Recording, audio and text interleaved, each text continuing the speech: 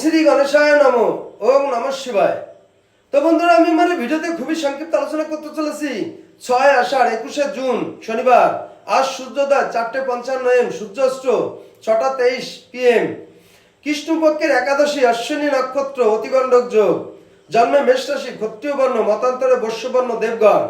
অষ্টোত্তরী শুক্রের দশা ও বিংশোত্তরী কেতুর দশা। অপরাহ্ন 5:29 গতে নরগণ। বিংশোত্তরী শুক্রের দশা। আজ প্রতিটি রাশির শুভ শুভ কি ফল লাভ হবে সেই সম্পর্কে খুবই সংক্ষিপ্ত আলোচনা। মেষ রাশির শিক্ষায় অগ্রগতি হবে। বৃষ রাশির নৈরাশ্য মুক্ত থাকবেন। মিথুন রাশির পৈতৃক সূত্রে প্রাপ্তি। কর্কট রাশির চিকিৎসায় বিভ্রান্তি ঘটবে।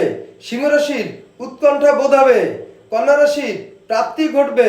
তুলা রাশির শত্রুর সঙ্গে মিত্রতা। বৃশ্চিক রাশি মানসিক তৃপ্তি লাভ হবে। ধনু রাশির রক্ত অল্পতায় ভুগবেন।